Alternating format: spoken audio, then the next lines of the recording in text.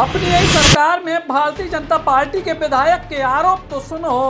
झांसी जिले के बबीना से विधायक राजीव सिंह के खतरनाक आरोप हैं। अपने विधानसभा क्षेत्र में जुआ सट्टा होवे के आरोप लगा रहे हैं। सैकड़ों कार्यकर्ताओं के संग विधायक जी जा पहुंचे हैं थाने। पुलिस सीओ प्रज्ञा पाठक पे लगा रही है आरोपन की झड़ी। मामला है उत्तर प्रदेश के झांसी जिला के बबीना थाना क्षेत्र को।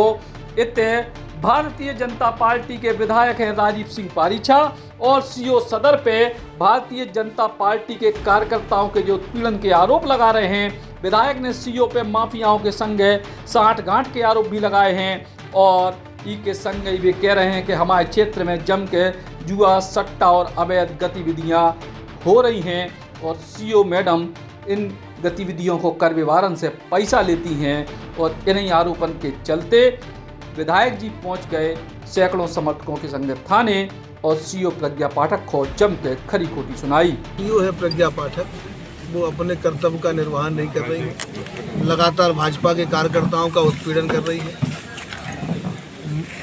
बबीना थाने में एक हमारा रविंद्र बागड़ी जो एससी वर्ग का कार्यकर्ता, उसको पुलिस के कुछ लोगों ने मारा। शिकायत करने का उल्टा उसको ही धमकाया और अपनी रिपोर्ट में लिख दिया कि ये इसने आगे कहा, धमकाया कि मैं भाजपा का किसान मोर्चा का मंडल अध्यक्ष हूँ और पुलिस से अभद्रता करने लगा, इसलिए पुलिस ने इसको थोड़ा सा गर्म कर दिया, जबकि उल्टा मामला था। तो ऐसे कई मामले हम देख रहे हैं लगातार जब से प्रज्ञा पाठक इस क्षेत्र में आई है सदर में। बड़ा चिरगांव में भी वो अपनी ट्रेनिंग के दौरान रही, उस समय भी जो भाजपा के लोग होते थे उनके खिलाफ लगातार दमन की कार्रवाई करना, या जितने भी हमारे सपोर्टर होते थे उनके खिलाफ, केवल इस बात को लेके कि जैसे ही ये थाने में पहुंची थी तो हमने इनको कहा था किसी विषय को लेके, इन्होंने एक प्रकरण में पैसा ले लिया था। हमने कहा आपकी तो नौकरी बड़ी शुरुआत है, अभी 2 महीने नहीं हुए, 1 महीना नहीं हुआ और आप सीधे सीधे पैसा लेने लगी हैं, ये अच्छी बात नहीं है। आप वसूली कर रही हैं अवैध व्यापारियों से जो खनन का काम करते हैं या जुए का काम करते हैं, सीधा सीधा पैसा लेना अभी नौकरी की शुरुआत मत करो, आपकी लंबी नौकरी है। इस बात से चिढ़ के लगातार जितने भी भाजपा के कार्यकर्ता या हमारे समर्थक होते हैं उनको उल्टा फंसाना, धमकाना और उनको ये बताना कि मैं सीओ हूँ और मेरे साथ में कानून है, कानून का पूरा संरक्षण हमको मिला है, कागज कलम हमारे पास है, विवेचना का अधिकार हमारे पास है, हम जो चाहेंगे वो करेंगे। अभी बड़ागांव थाने में एक 10 तारीख को हत्या हुई, इसके पहले भी कई मामले ऐसे हैं जिसमें जिन्होंने हत्या की है उन लोगों पर इसी परिवार के ऊपर हमला करने के आरोप है। वो जो एससी वर्ग का परिवार है उसके ऊपर चूँकि दबंग प्रवृत्ति के हैं, वो प्रधान हैं और समाजवादी पार्टी का पूरा संरक्षण प्राप्त है बड़े नेताओं का, उनको ज़मीन दिलाना, उनके संरक्षण में जुआ कराना, ये करते रहे, उसी से उन्होंने खूब पैसा कमाया है। वही पैसे के दम पर वो प्रज्ञा पाठक के साथ में संबंध बनाए हैं, उनकी अच्छे रिश्ते हैं पैसा ले दे के। और भी कुछ लोग हैं दलाल जो प्रज्ञा पाठक को लगातार फ़ोन करते रहते हैं और अपने मामले जिले भर के निपटाते रहते हैं। ऐसे दलालों के नंबर और प्रज्ञा पाठक के फ़ोन पर क्यों जाते हैं वो भी एक जांच का विषय है। और जितने भी अपराधी और प्रज्ञा पाठक के क्षेत्र में क्यों सक्रिय होते हैं, जुए का काम भी अभी टाकोरी क्षेत्र में वही करा रहे हैं जिनके ऊपर हत्या का आरोप है। वही लोग प्रज्ञा पाठक के संरक्षण से जुआ भी करा रहे हैं, वही और भी गलत काम कर रहे हैं, ज़मीनों पर कब्जे भी कर रहे हैं। उन्हीं लोगों ने घटना को अंजाम दिया है, क्योंकि पहले से ही ये उनकी मदद करती रही, कई मामलों में उनकी मदद की है, विवेचनाओं में धाराओं को कम किया है। एससी लोगों की मदद ना करना, जबकि सरकार का सीधा निर्देश है कि एससी वर्ग के लोगों को पूरा संरक्षण देना, उनकी मदद करना, कानून में भी उनको विशेषाधिकार है, बल्कि उनके अधिकारों की रक्षा न करके, उनका संरक्षण न करके दबंगों और माफियाओं जिनके ऊपर कई मुकदमे दर्ज हैं, जिला बदर हैं, उसके बाद भी वो गांव में रह रहे हैं। शिकायत करने वो लोग गए प्रज्ञा पाठक से कि साहब वो जिला बदर हैं और गांव में रह रहे हैं लगातार, तो कहते ये तुम्हारा काम नहीं है, मेरा काम है, यहाँ से जाइए। और उन्होंने कहा कि साहब ये घटना को अंजाम भी दे सकते हैं, लगातार कई बार हमारे हुए वारदात भी कर दिए। और उसके बाद भी उन सारी चीज़ों को नज़रअंदाज करना, अपराधियों का मनोबल बढ़ाना। अभी पकड़ भी लिया है पिछले 1 हफ्ते से, और उसके बाद भी घर से पूरा खाना जा रहा है, पूरा संरक्षण है, बल्कि जिनका मरा है उनको पिटाई करना, उनको मारना और ये कमिट कराने के लिए कि आप नहीं मारा है ये कहिए, और जिन जिन का मैं नाम बताऊं उनका सबका नाम लीजिए आप कि आपको इन लोगों ने मारने के लिए कहा था इसलिए आपने मारा है।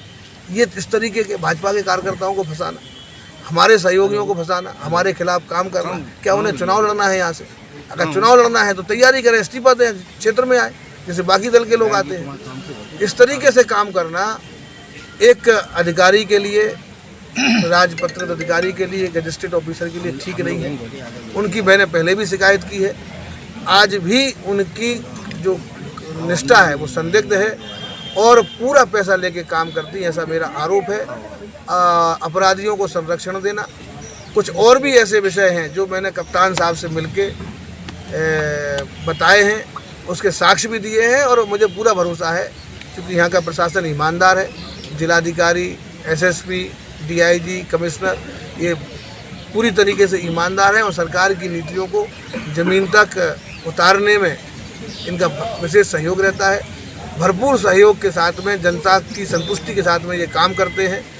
कोई ऐसी घटना अभी ज़िले में नहीं हुई जो कहीं भी हमारी नीतियों को चुनौती देती हो, लेकिन जहाँ जहाँ पे ये रहती हैं प्रज्ञा पाठक, वहाँ ज़रूर सरकार की नीतियों के खिलाफ काम होता है। वहाँ की सरकार ये स्वयं बन जाती है और कानून भी ये स्वयं बन जाती है। मगर विधायक जी, आपका थाने में आने का कारण समझ में नहीं आया। यहाँ पे कुछ लोगों को बुलाया गया था पूछताछ के लिए, तो हमारी एसपी सिटी साहब से बात हुई थी। हमने साहब वो लोगों को बुलाया है, 3 दिन से पकड़े हुए हैं, कहाँ हैं वो? बोले साहब रक्षा थाने में है। तो हमने कहा रक्षा थाने में उनको मारपीट की है, मुझे ऐसी जानकारी परिवार वालों ने बताया। बोले नहीं ऐसा कुछ नहीं है, आप आके देख लीजिए। मुख्य मांग क्या है? तो हमने आके देखा तो वो लोग रोने लगे कि साहब प्रज्ञा पाठक हमको 2 दिन से मार रही हैं, कह रही साले ये बोलो ये बोलो ये बोलो, नहीं तो तुम्हें मैं आग लगा जला दूंगी, एनकाउंटर कर दूंगी, ये कर दूंगी। तो वो रोने लगे तो मुझे लगा कि ये ठीक बात नहीं है। अनुसूचित वर्ग के लोग हैं, उनके ऊपर कई बार हमले हो चुके हैं। प्रज्ञा पाठक के संरक्षण में उनके ऊपर कुछ होता ही नहीं, हमला करने वालों के ऊपर।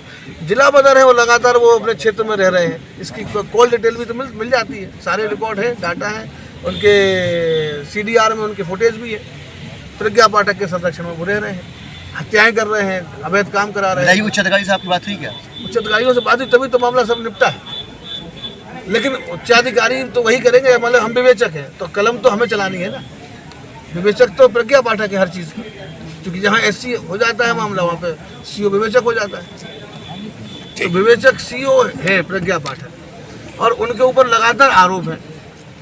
जब गरौटा थाने में थी तो हर ट्रक वाले से पैसा लेती थी, उसके भी साक्ष्य हमारे पास है। तो इन्होंने तो झांसी जिले को एकदम लूटने का अड्डा बना लिया जहाँ जहाँ ये रहती है। इन पे आरोप भी और प्रशासन के अधिकारी भी हमारी बात से मुतमईन है कि हाँ जो हमने कहा है उसमें बहुत कुछ सच्चाई है, जो हमने उनको साक्ष्य। मामले की संवेदनशीलता को देखत भय बड़े अधिकारी भी मौके पर पहुंचे और विधायक जी से बात करी और आश्वासन दो के बेजो आरोप लगा रहे उनकी जांच हुई है और कार्रवाई हुई है। लेकिन अगर भारतीय जनता पार्टी यानी सरकार के हिस्सा विधायक ऐसे आरोप लगावें शासन प्रशासन पे, तो शासन प्रशासन चल कैसो रही है, एक ही उम्मीद आप खुद ही लगा लो। झांसी से राजीव दीक्षित, बुंदेली बौछार गिरामी। Eklavya University Damoh will guide you towards a bright future. 28 acres of lush green campus, largest campus of Bundelkhand, experienced and dedicated faculty. 50 future-ready courses taught in 12 different schools, separate courts and ground for sport, fully equipped lab and workshop, safe and fully equipped separate hostel for girls.